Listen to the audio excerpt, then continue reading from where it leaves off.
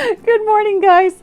I'm sorry we're running a bit behind schedule this morning. We've run into a couple of technical issues. One of our cameras isn't working. So if you're wondering why this is all higgly jiggly, it's because I'm using my phone to do this part. The rest will be nice and stable as it usually is, but right now we're having to cope with this. Couple of things. I'm really excited about this one. I was slow getting things out. It's been a hell of a week. And it capped it off yesterday with a dead refrigerator. So it's been an interesting week. So I appreciate your patience. Thanks very much. We have tons of orders. You guys have been amazing. And we're trying to get them processed as fast as possible. Unfortunately, stuff coming from other suppliers isn't getting to us as quickly as they had hoped. There's delays across the board. So I do appreciate your patience. And we are getting things out as quickly as we possibly can. So thank you so much for that. I really appreciate it. What else? I do have a giveaway this week. We've got 2 gorgeous stencil brush sets to give away. I have winners from last week. For the life of me, I can't find my list, but all of the ladies have been notified about their winnings and those have already been shipped. So that's been taken care of. So this week we are painting Tuscany. It's going to be fun. I really love working with this particular subject matter. So we're going to work with a little bit of texture. We're going to work with some clear washes, some transparent washes, and some glazing techniques. And we're just in general going to have some fun with it. So we're going to switch to the upstairs camera and we'll be ready to go. Here we have it. This is Fiori Toscana. The translation for that is Tuscan flowers. I love doing this. This is based on an old pattern. We were trying to figure out the other day just how old the pattern was. And we're thinking it's probably 20 years old or more. So a lot of the products that were used in the original one are no longer available. And we thought we'd update it, make it a little bit smaller, and use some more updated techniques and some updated product to do this. The pattern itself has both the sunflowers, the Girasole Toscana, the Tuscan sunflowers. It is in there as well. So there's the 2. So you have a matched set. Now the surface for this is a 4x12 canvas. I got these at Michael's. And I'll tell you a little secret. Michael's has a great canvas sale on this week. You buy one, you get one free. So these Artist Loft, they're back stapled. They're pretty decent canvas for the price. I think I got 2 for $8, so you can't beat that. So they're ideal for this type of thing. So a 4x12 inch canvas. You can get them almost anywhere, but obviously Michael's is the easiest for most of us to access. So let's get started. The piece I'm working on is the 4x12. Now, I'm going to apply a base texture to this. Now you're probably wondering why I painted this black, and this is why. The medium itself is white or clear, but they're white when they come out of the jar. Now, this one I'm working with is the Media Modeling Paste. This one is transparent, but there is also a white one. If I did this on a white canvas, you'd never be able to see what it looks like. So I painted it black so that you're able to see what this appears like. So it's a very thin application and it's kind of sketchy. We don't want it to be too perfect and we're not covering everything. There should be areas, quite a few of them, where the texture of the canvas shows through. It's a very light touch and it's a very thin application. You do not need to have a ton of texture medium on this to be effective. So it's a very light, just a skim coat. Just let that palette knife do the work. I'm not pressing hard, I'm just letting it drag across the surface.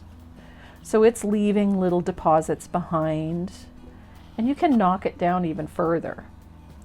This should not have a rough surface when you're done. It should just have a broken up surface. So nice light touch.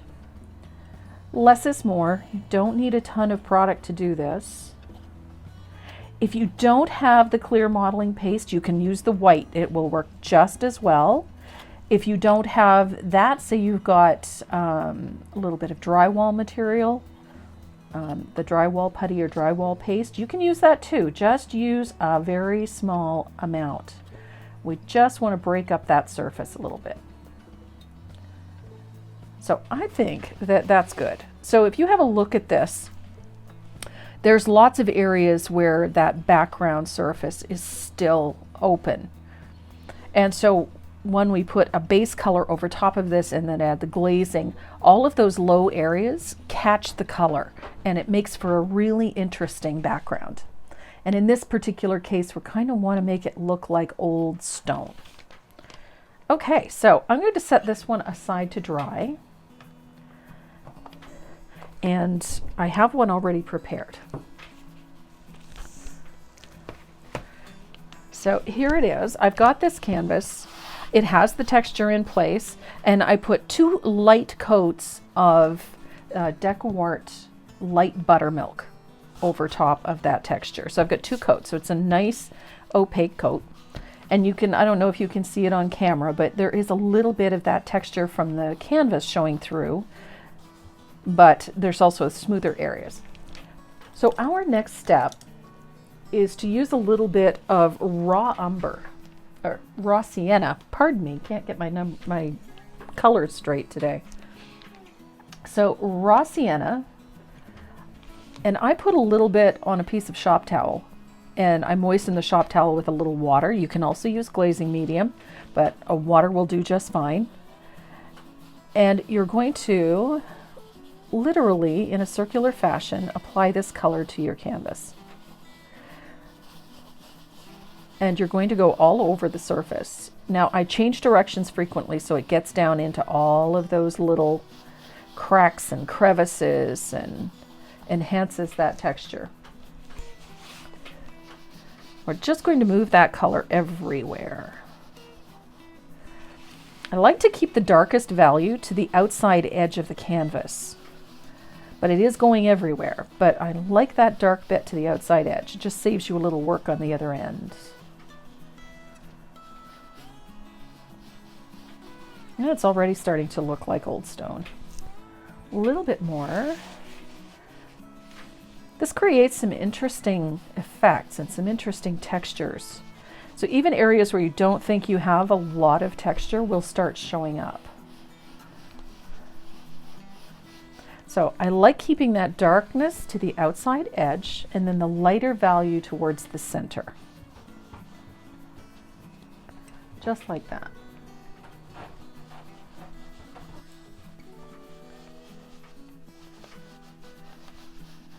And you can see how quickly that texture stands up.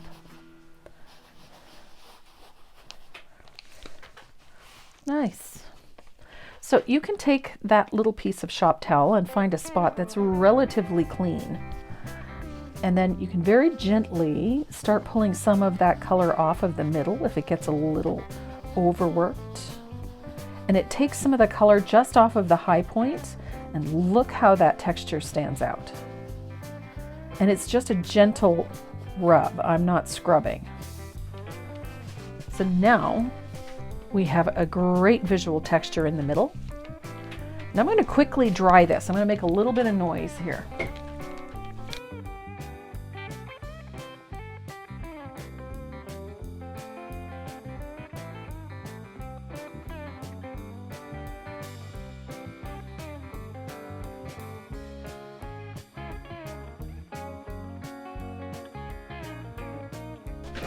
So that's dry. Now, I like to age my corners and my edges a little bit. If you look at this original, it's got quite dark along these edges and into these corners. In order to do that, I come back to that high-tech applicator and a little bit of water. Again, just moist, it doesn't need to be dripping. And I'm going to pick up a little of asphaltum, of course. And I'm just going to lightly rub a little of that color into the corners, like so. And I'll do the same thing down here. And again, you're better off to do it in small quantities first. You can always make it darker, but it's hard to make it lighter. And then I'm going to do the same thing in a couple of spots along the edge, just to age this a little bit more. And it helps define that space. that the poppy and everything go in.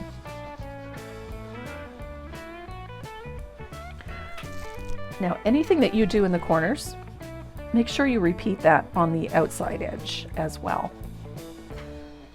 Just like so. Okay, that one is ready. From this point, you would trace and transfer your design.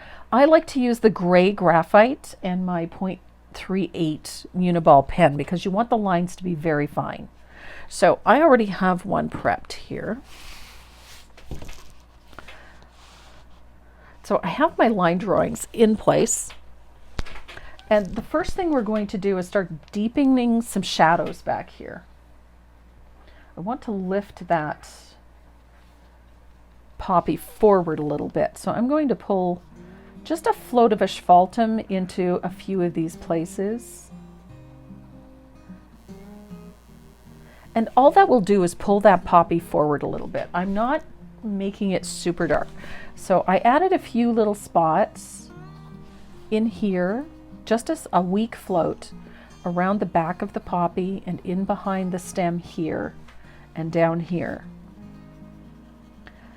And it just brings that poppy forward a little bit, not a ton, but just a little bit. So we're going to start on this wonderful little Tuscan landscape in the background. And this one is very simple. It is all done with floats of color. And I'm using a little asphaltum. And the brush I'm using is a 3/8 angle, a faux swirl angle. The reason I like it is, one, the size is appropriate for the space that I'm working in, but it also gives you a little more tight control. So we'll start with this foreground along the path, and it's a float. So you'll notice the full edge of the chisel edge of the brush is on the surface. And I keep the darkest value on that line from the graphite and float that landscape in. And I'm going to do the same thing on the other side of that little path leading to the door of the villa. So it's a float, but a scrubby float. This part is fun. It's also very forgiving. Don't beat yourself up if your floats aren't perfect. It doesn't matter. So there we go. And the next part is to do these trees. So on the left side of the tree, I'm just using the edge of the brush to float a shadow on the left side of the tree.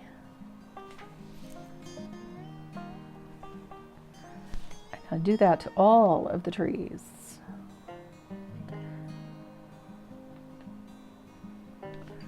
It's very loose. If you're not comfortable using the angled brush, by all means go to a round. You'll find it a little easier if you're not comfortable with the angle, but use whatever works for you. So if you're comfortable with the round brush to put these little washes of color in, then by all means.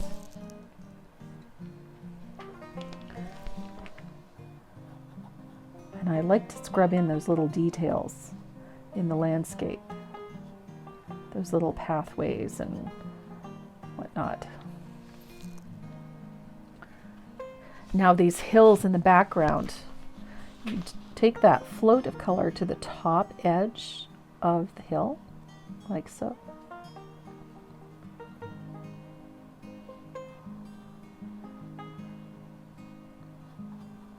Just float those in. This is a really relaxing style of painting because you don't have to worry about the minutiae. You're just getting that, defining those shapes. Now you can take that same float, a little stronger this time, and go in behind the building. Right there. And around that. And now I'm going to come over and do the house. Now, this side of the house is going to be a little darker because it's in shadow. It's a little bit darker. and you're going to put a float of that darker color down the left side of the front of the building. And that darker color on the left side of this little building, and a little darker on the left side of the front of the building.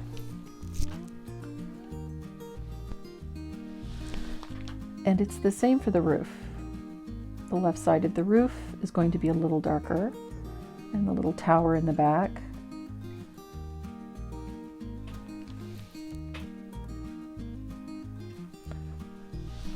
I just noticed I want to deepen that a little bit. There we go. Just to separate these trees a little bit more. Now I'm going to put a float on the left side of that forward-facing roof, and the same with this one here.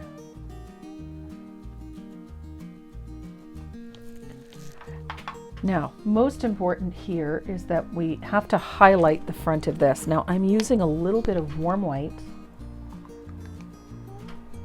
and get it out of the bottle. There we go. And it's a weak float. We don't need a ton of color for this. Just enough to highlight the front of this building right there. And we'll do the same thing on this larger building.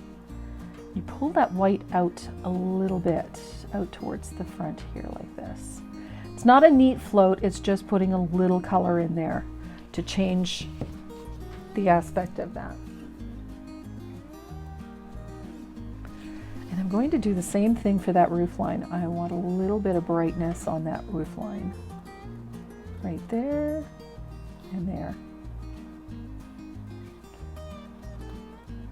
It needs to have a little bit of sunlight.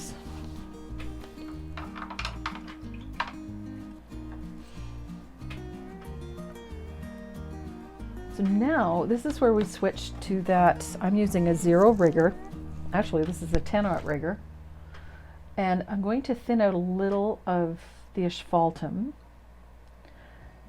Use a 10-aught liner, or a nice fine liner is all you really need for this. And it's just a little thin asphaltum to outline these buildings. Just go right over the graphite lines. And those little windows underneath the eaves, it's just a little scribble of color.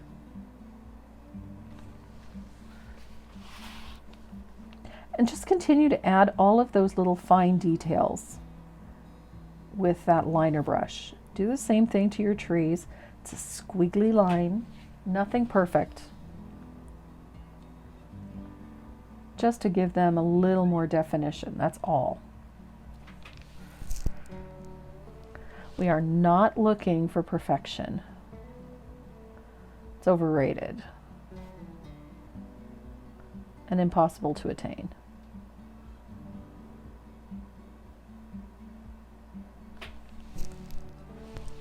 You can add details to those little vineyards off in the distance. You can enhance those if you like. You can float that in or use the liner. Either one will work. So little scribbly lines around your trees. Some of those little trees in the background, like so. And these trees in the foreground. This is also really pretty if you use a little bit of color, just tints of it in there. You can add a little bit of green if you wanted to, or touches of terracotta if that strikes your fancy. But just thin washes of color. So let's do the door, like so. Enhance that roof line. So essentially just giving it a slightly sketchy look. And then have some fun with some of those little details in there.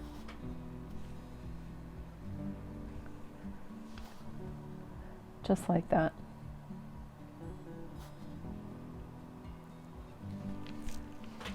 Easy peasy. So that landscape does not take a lot of time to do. You can go back in and adjust if shadows aren't quite dark enough, like in this case the roof on this side was a little too light. So I'm going to take a little of the asphaltum and deepen some of these shadows just to make them work a little bit better. And there is a little shadow underneath that roof line at the front, right here. I just wanted to deepen that a little bit. There we go. The nice part about this is that you can continue to putz with it until you're happy. And you only really need 1 or 2 brushes to do it. Okay, I'm happy with that. I like how it looks. So that's our little Tuscan landscape. That actually takes no time at all to paint. And it looks really great, just even on cards. If you want to do a few greeting cards or Christmas cards or what have you, these little landscapes are very quick, very easy, and they look really nice. Easy peasy. Okay, so our next step is to start working on this flower. Now, I am going to dip into my warm white with my rigger or small round. I want to base coat this stem with warm white. You can use gesso too if that's what you have, but warm white will work just fine. Just 1 coat is all we need. And I'm pulling it down here. And I'm going to do that stem for the tree, for the branch.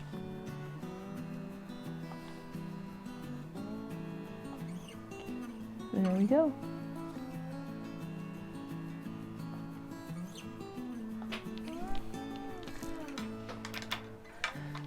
Okay, so while that is drying, we're going to talk about this flower. Now, the poppy is a very straightforward technique. It's not fully opaque. We're actually going to work with a couple of different reds and a bit of black to get this. So I'm starting with Country Red, and I've got a nice little filbert here somewhere. So lots of water in the brush, and I get him to pull up a little tighter on this.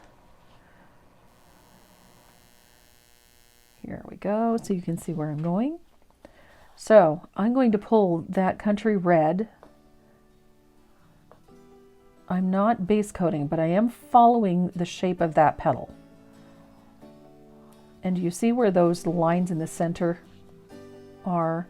I'm going to come down until I just meet them. But I'm always following the curve of that petal.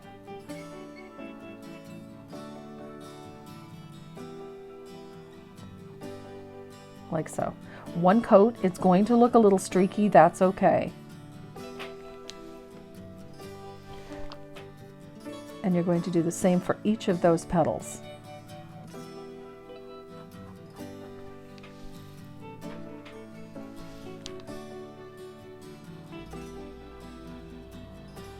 I like these sort of ruffled edges on petals.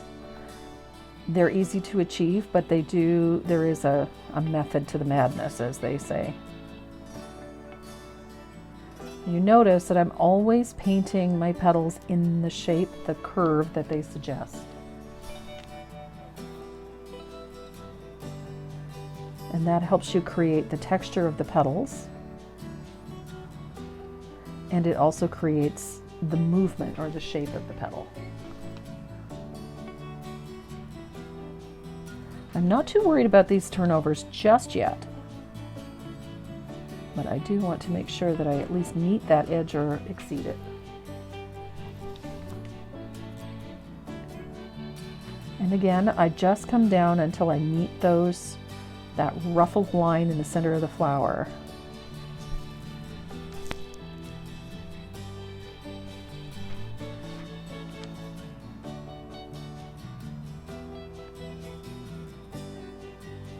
There we go. See, our flower is taking shape already. So those areas in between where the ruffles are in here, if you look at the original, you see these darker areas in here. That's the lowest point of that ruffle. So I'm going to use a little bit of Tuscan Red, if I can find it.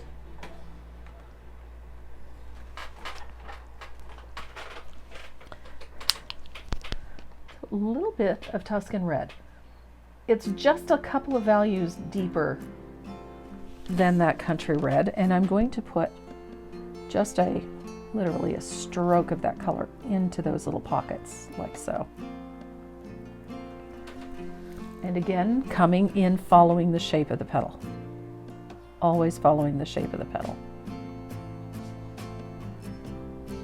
And I only pull it down until it just meets that centerpiece. So all of those areas where there is a fold or a ruffle in the petal.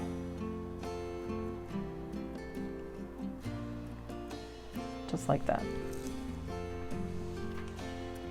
Now, even though there's no fold, I'm going to put a little of that Tuscan red here to help create that shadow at the base of the petal. Just like that.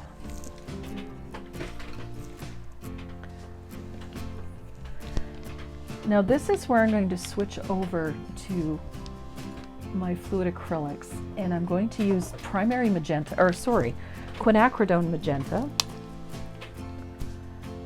And this is that darker red that I was talking about. And I also have a little diarrhea yellow, which is that school bus yellow in the fluid acrylic. If you don't have the fluid acrylics, the quinacridone magenta, you can use deep burgundy instead, and the diarrhea yellow, you can use saffron yellow instead. So I'm switching over to my angled shader, and I'm going to mix a small amount of that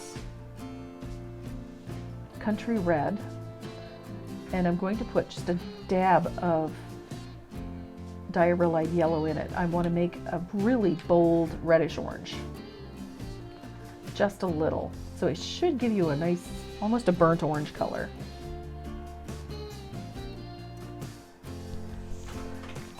And on the point opposite that darker red, that's where you're going to pull a little of that. This is going to create your sort of highlight color.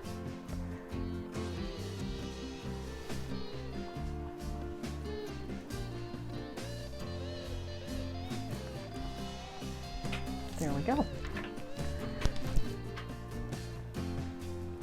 So I have some sunny day here somewhere, which is my favorite yellow.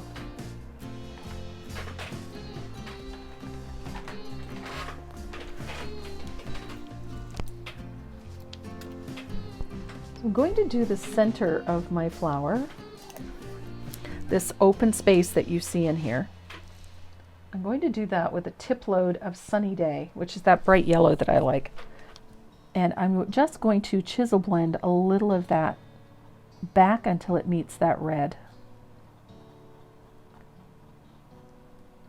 which means it just slightly overlaps that red.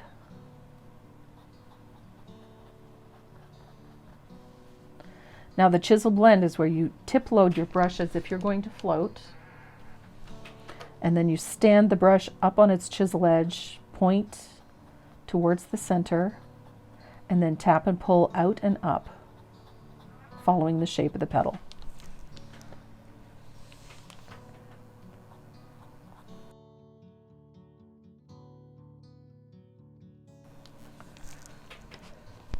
No, it's not a series. In fact, well, I should say it is a series. There's two of these, but they're both in the same pattern.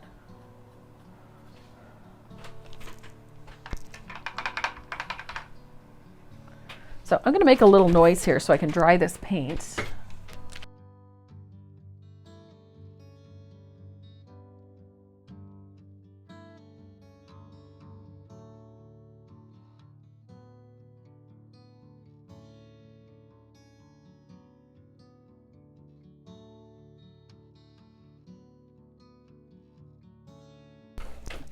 Okay, so now I'm coming to that quinacridone red, which is that vibrant magenta.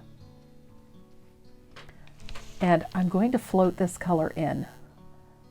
And this is where all of those little flips and valleys in the petal are going to start jumping forward.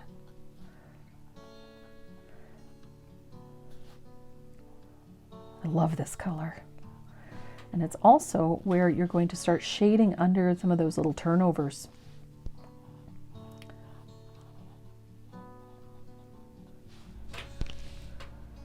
It's dark and it's a very transparent color, so it is quite forgiving.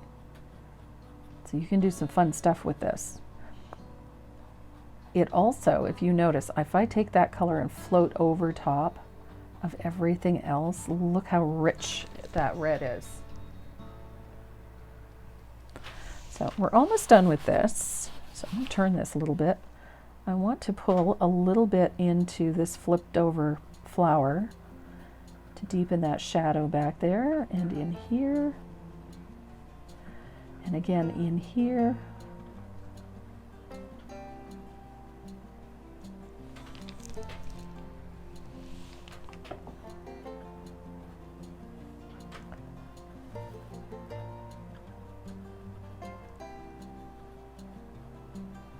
Now I made a really vibrant orange earlier. This is where we get to punch up that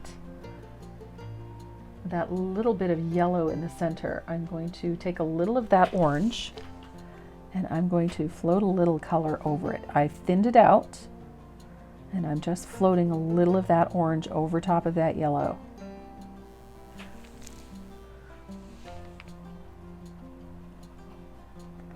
And this sort of helps tie that yellow to the rest of the flower.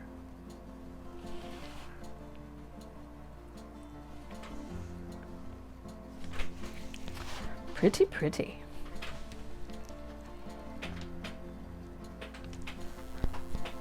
Now, these little flip overs here and in here and in here are done using a little bit of the lamp black.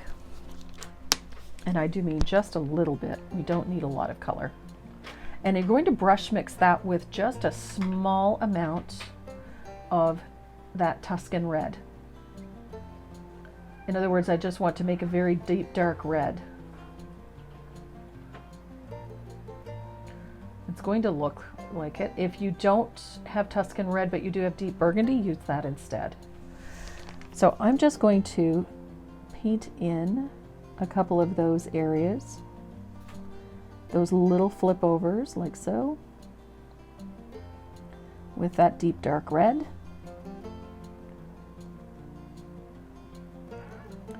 It is going to be a fairly transparent color, that's okay.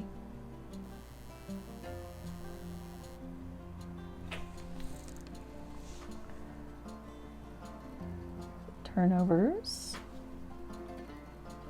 I like that dark red. It also forces the eye towards the center of the flower because it's such a deep color.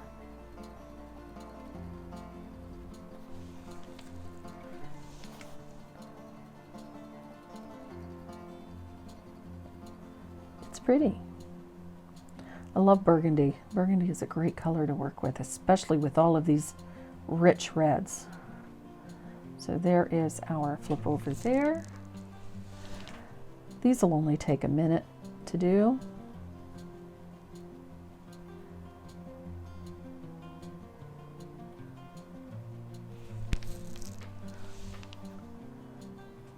These little Tuscan florals are very easy to paint. They're fun to paint and they work up very quick, so they make great gifts.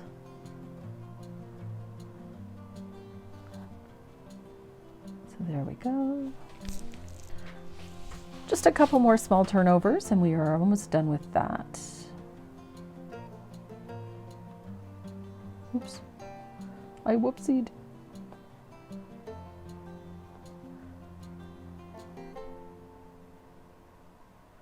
There we go. One last one, it's right here.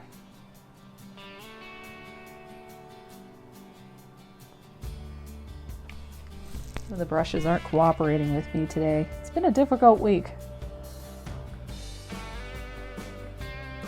I think we've all had those lately where nothing seems to go as smoothly as you'd expect it to, or should.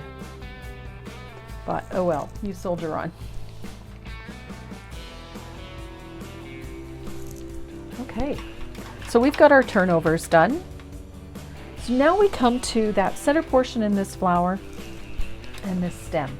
And I'm using green gold for that. You can use olive green, you can use any green that you're comfortable with.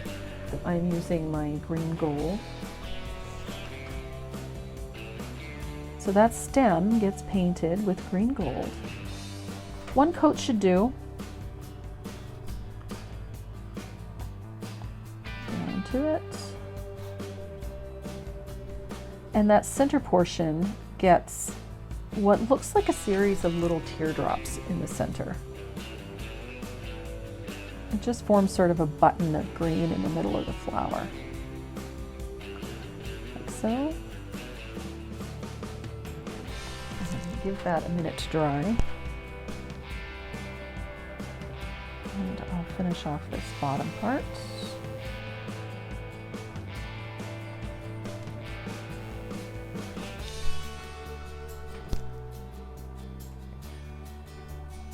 I love the colors in this. It doesn't take a lot of colors to do this piece.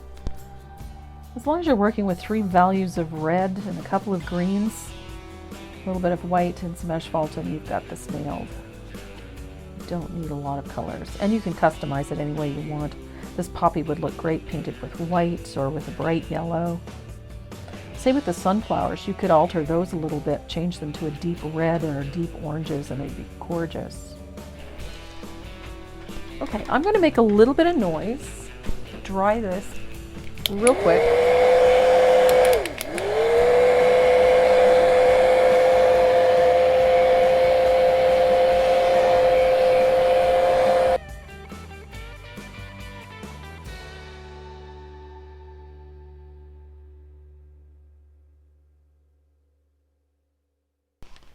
Now we're going to finish off this poppy.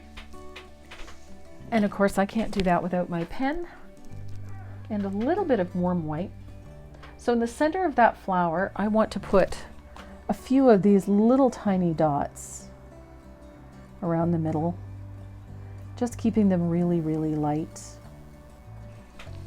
Not too big, just nice little dots to soften the middle of it.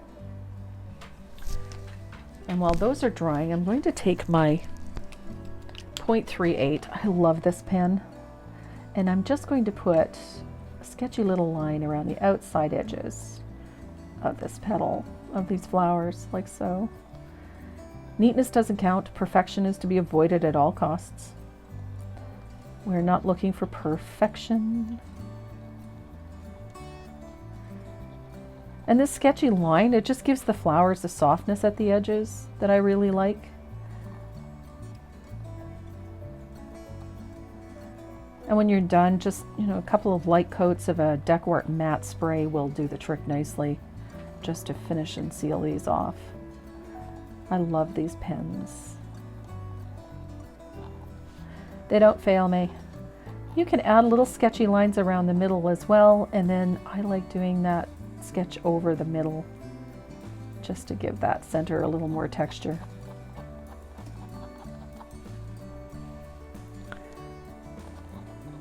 Just like that. Helps make the center a bit more interesting, gives it a hand-drawn look, which I really like. I'm going to do the same thing down the stem. Add that little sketchy line down the stem, back and front. Just like so. Very easy. I should probably have done this after I shaded the stem, but that's okay. I'm going to take just a small amount of plantation pine is my shading color, just to separate them. So I've got that little shading color. I want a little shadow underneath that flower, and I'm going to pull it down a little bit down the stem. And the same thing on this end where it goes into the leaves and underneath. It's just a little shadow. It doesn't need to be perfect, just a little change in sheen or change in value. That's all.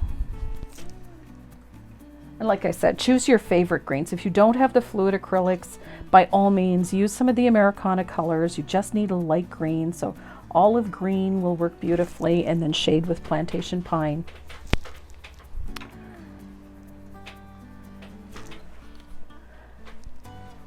Now we come to these leaves, and that's where this brush I use comes in. This is a filbert wave. It's a number 8 filbert wave in the faux squirrel. It's just got a serrated edge. So if you have any of the wave brushes in the black gold, dig out a filbert. That will work beautifully. If you have a flat wave, that will also work for what we're going to do.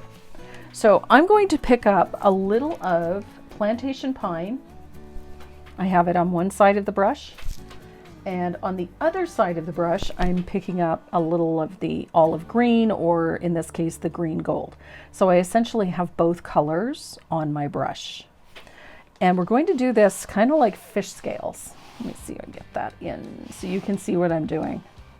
Here we go. So I'm going to stand it up on its chisel edge with the plantation pine down and the light green up. And I'm going to tap the surface. So it creates this funky little shape with the light green up top and the dark green at the bottom. And I'm going to do it like this so that it creates sort of a fish scale effect.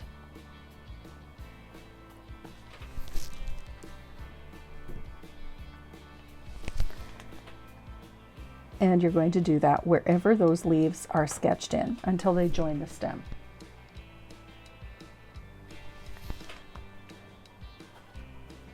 Just like that. It's sort of a tap.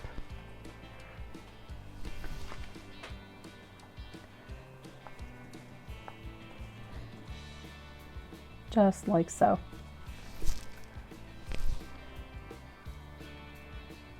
Then you're going to pick up a little bit of warm white on that dirty brush, just a little, and tap and blend. So that little bit of warm white is going to give you a highlight. And I like doing it while the paint is still wet, and it gives you a nice little shape. Just like so.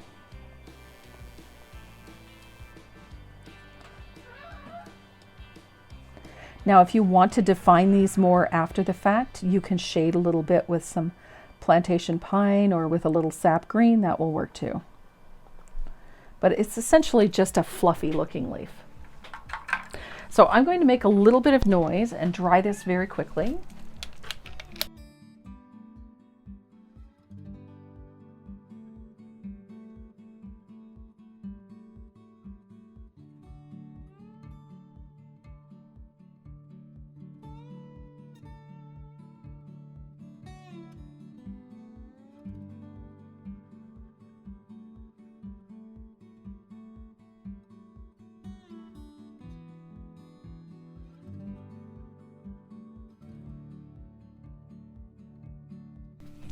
So we're dry.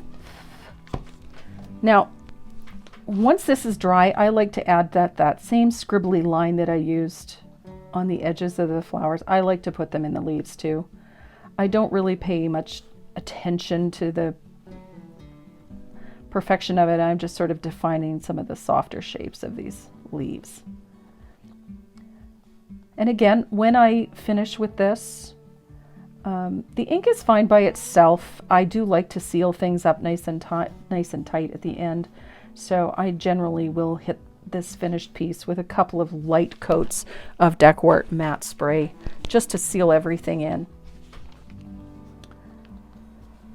So there is our poppy. So last thing to do is the lettering. You would simply trace and transfer that on. Now the lettering is fine and very small. And I usually recommend using a number 2 for larger lettering, but in this case a 0 works beautiful for this. If you are not comfortable using a brush to paint this tiny little lettering and would prefer it to have a nice finished look, then try using one of the indelible markers. Will work just fine for this too. For the life of me, I can't remember the name of that marker. Sandy uses them all the time. Oh, I have one here. An Identi-pen. That's what you need. Get yourself an Identi-pen. This will work just fine for doing this if you are not comfortable using the brush for that very tiny lettering. So as number 0 or even a 10-aught will work fine for this. Because you're on a textured surface, you're not going to get perfectly smooth letters. It's just not going to happen. So don't be upset when you they look a little fuzzy or they look a little irregular. That's okay. That's okay. You are on a textured surface. You cannot expect perfection on an imperfect surface. So you get to choose where the lettering goes. Generally, I like to put it down towards the bottom on the poppy one because the color is up here. On the sunflower piece, I have the flowers down at the bottom, and then I have the lettering and the landscape up above. So that's as difficult as that piece gets. I think these are fun. They're very easy and very quick to put together. And I'm back up here. Okay, I hope you enjoyed doing this as much as I did. This was so much fun. These work up very quickly. They're very easy to do, and it's a very forgiving project. You can make all kinds of little mistakes and they just fall into the background and become part of your artwork. I'm so glad that you all join me every week. Don't forget to hit the comment section, put a comment in the comment section, and hit the share button. Drop over to my YouTube channel and subscribe to that channel, and your name automatically gets entered in the drawing. We have 2 gorgeous stencil brush sets to give away. One of the Dynasty Pro stencil brushes and one of my Signature Pro stencil brushes. Awesome, guys. Thanks again for joining me today. Mwah. Love you. Stay safe.